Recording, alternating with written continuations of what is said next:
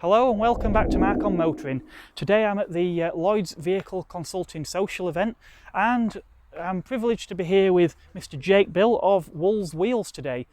Now obviously you've seen my Renault Megane Fiji coupe before on the channel. What you probably haven't seen is one of the sister cars, the Megane Classic, which was the saloon variant but wasn't really big in the UK. Sold a lot better in other parts of the world. But what I'm going to do is I'm going to hand you over in a moment to Jake and he's going to take you around and have a good look. Also, before I forget, if you want to see more of this vehicle, you can see it on Jake's channel, Wulls Wheels. I will put a link in the description for that, so you can check that out also a bit later on. Hi, I'm Mark from Mk1 Motoring. No, I'm not, I'm Jake from Wulls Wheels. Hello, welcome. This is my Renault Megane Classic. We parked up here next to Mark's Megane Coupe, which you've seen plenty of on his channel in the past. And today we're just sort of having a look around the Megane Classic, just showing you maybe some of the things that are maybe slightly different about it, something unique, obviously give you a bit of history about the car. So come on over here and we'll give you a quick talk around and walk around of the car. So this is my 1999 Renault Megane Classic, called Classic. It's a saloon, but Classic because of the classical body shape of it. It was bought brand new in January 1999 by my father, who needed a car because he was starting a new job at that point. And basically, he went down to his local dealership, said, "What can you do me for a deal?" Well, we got these. We got the Megane Classic Liberte Edition. Now, Liberte Edition, obviously Liberte, freedom, we know that. And yeah, that's the line of the Mk1 pre-facelift models. So basically what they were was just get rid of the Mk1 design before the Phase 2 came in. But either way, with that you got some nice extras such as body colour bumpers. This is base spec overall, but you get nice extras such as those. You did get different wheel trims, not on this car because they were stolen by somebody in a car park for some reason. I don't know why. Yeah, obviously slightly larger back end being the saloon. Stickers, they were not an option, they're just stuff I've added over the years because this has been my car for about 7 or 8 years now. It's been that long, yes. And yeah, just generally, good little car. As we're still at the exterior, obviously it's very important to mention this is a bit of an ongoing project at the minute. It's not 100% perfect. There are several things that are wrong with it, however it's still perfectly road legal, all tests and all that. So probably the most prominent thing you're going to notice here is this. This is missing because of a monkey. Yes, took it through a safari park. Monkey decided, hey, this is going to make a great ornament on my mantelpiece. So this little strip that runs across the length of the roof, which you can actually see on the coupe just behind you, that is on some monkey's mantelpiece in a safari park somewhere. But yes, obviously the most prominent thing, which we've just sort of overlooked a bit, was the rusty arches. Now, this is quite a common issue on these cars, not limited to the saloon, but to the hatchbacks, the scenics as well. And yeah, basically what happens with it, it's a moisture trap in between the inner arch and the outer arch. This is the outer arch. That's pretty much gone. That's going to be cut out, replaced with fresh metal. Inner arch, seemingly okay from first view, so should be all good on that. Just need to get it sorted now, but ongoing project. The handbrake switch on the interior, that doesn't work. The windscreen washer bottle has a leak, so that doesn't work. Other than that, pretty good at the minute. But yes, on the note of the interior, let's move on in there, shall we? And I can talk you through a little bit about the interior on the Megane Saloon. So inside the Megane interior is quite similar to the coupe, which, as I've said before, I'm sure you'll see many times on Mark's channel, given that car has had quite a heavy focus on that. But there are some slight differences between my Megane, which is 2 years younger than his coupe. And first of all, probably the most prominent one is the dash binnacles. Now, instead of having a rev counter, we've got a clock up here, so a wise choice by somebody, because let's put it this way, the two different cars were aimed at different markets.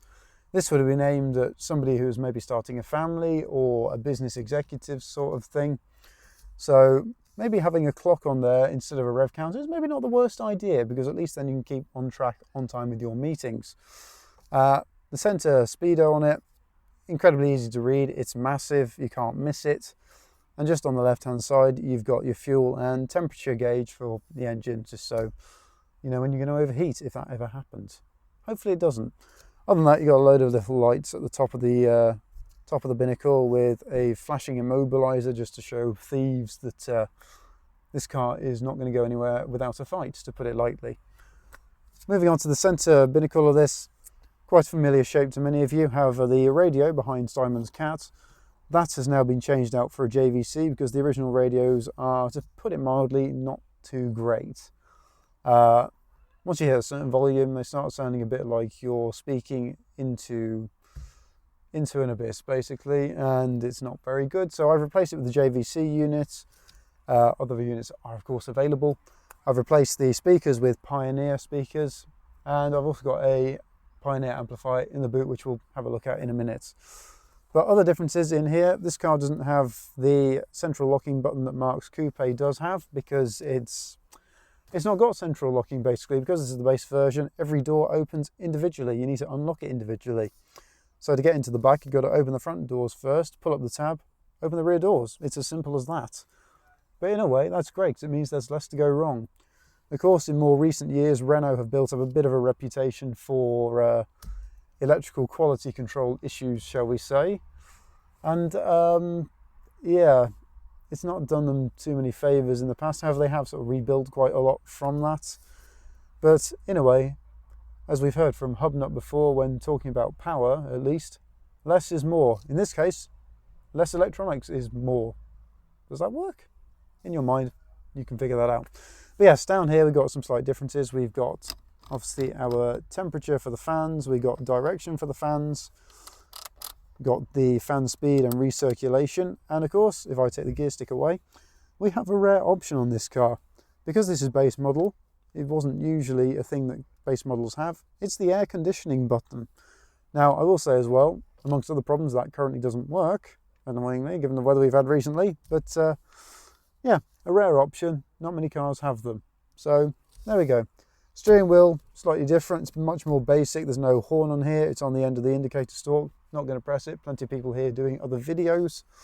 And this doesn't have intermittent wipers or anything like that. So yeah, not too great on that. But it's a very basic car. It's not going to go too wrong very quickly. Obviously, you've got your glove box in here, which is plenty big enough for holding CDs.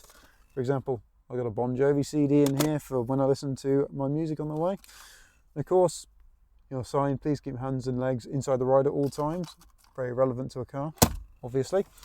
But looking at this, in the coupe, you've got the little headrests which tilt backwards, forwards. No such thing in here because it's, again, the base model with a few extra niceties, basically, just to get rid of the Megane Phase 1 before the Phase 2 came in April 1999. Other than that, I think we pretty much said all we need to say about the front of the Megane. Oh, actually, before we go on, speakers, you may notice they're slightly different from the coupe. That's because in the coupe you've got electric windows, and of course that means with this you need the space to spin the winder, so that's why those look slightly different. So it's a slightly different door card on that. But yes, now we've mentioned everything in the front, let's move on to the back of the car. Ooh. Now in the back of the car, I've got a reasonable amount of room. This chair is in my driving position. Obviously not a huge amount of room for me, but then again, I'm not always sat in the back of this car when I'm driving, am I? So not too much of an issue there. But yes, in the back here, there's not really much to say on it because it's the back, but I've added some extra speakers down here just because I can, why not? Got an ashtray in the back door just there for your child who wants to smoke a cigarette for reasons unknown. But yes, you've got that in the back. The seats in the back, they fold out completely. There's no split folds in here. It's not that advanced. Also, you don't get any headrests. So yeah, you got plenty of space to work with, but maybe something that could have been nicer to have, but there we go. That's what you get with having a base model car. Other than that, you've got plenty of space on the rear upholstery shelf. You get a little indent where you can store many different little items. For example, a half-eaten cookie air freshener, which is no longer active, and scissors for your bandages, which always good to keep a first aid kit in your car. Obviously, you've got other little niceties and decorations, but they're not to do with the car. Anyway, moving around to the boot then. Inside the boot is massive. It is pretty much a huge cavern. Obviously it doesn't look it today because you've got a load of bags in there. Hello, hello, hello, hello, hello, hello. Thank you, Mark. But yeah, plenty of space in there. You don't need to worry about not having any room for anything, but if you do need extra practicality, as you can see on here, you can get a tow bar for these, you can get a roof rack. You shouldn't need to, but you can. But yeah, also other practicality options. You have got, if I lift this little tab up, an extra little storage space down here, which is actually quite deep. It goes down quite a long way. As you can see, I've got many different items stored in here, such as gloves, a frisbee for playing games at social meets like this, because why not? Extra bulbs, tape, all the things you could possibly need to drive your car on the road and not have any issues. Obviously underneath there as well, you've got a spare wheel that's full size, no space savers or tyre inflation stuff in here. Other than that, the boot, absolutely huge, one of the largest in its class in its day. Obviously times have changed, but yeah, good little car. Okay.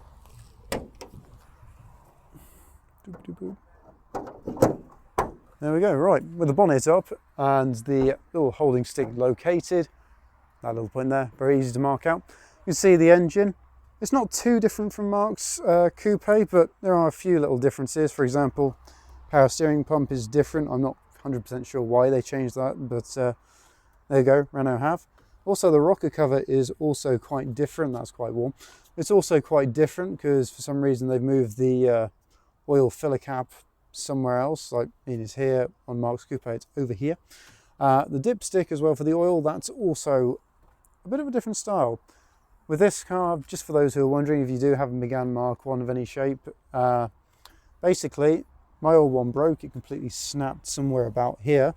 This one off a Dacia Logan Mark 1 from somewhere in Eastern Europe. So just so you know, those do fit. And this is also from a Kangoo. Bear that in mind if you're looking for spares. Things that have been done under the bonnet over the years, just standard sparks, HT leads, coils, common problem on these. They've been replaced several times now. I say several, it is quite a lot. But accessibility, massive amount of room, can't really go wrong with it. Obviously you need a huge space like this for the larger 2-litre engine. This does not, this is the 1.6. Again, like the coupe, they're virtually identical on the engine front.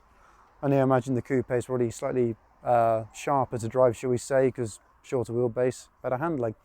It's also, I imagine, a tiny bit lighter. But yes, we've got quite a lot of stuff under here. We've also got a little air conditioning bottle down here. The fan, that's been replaced as well because problems have gone on with that. Other than that, that's really the engine bay. Battery's kept in a rather odd and slightly annoying and inconvenient place, but again, you're not going to be accessing it every 2 minutes, so it's not too much of an issue. But yes, this has been a, well, I say quick, a walk around of my Renault Megane Classic 1999 Liberte edition. Hopefully you've enjoyed it. Don't forget to obviously click like on this video. Comment down below, let me know what was your favourite thing about the Renault Megane Classic.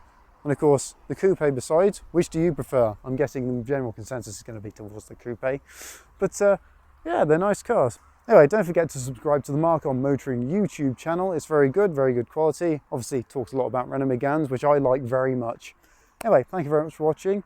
And until Mark's next video, he shall say goodbye. I shall say it on his behalf though. Bye.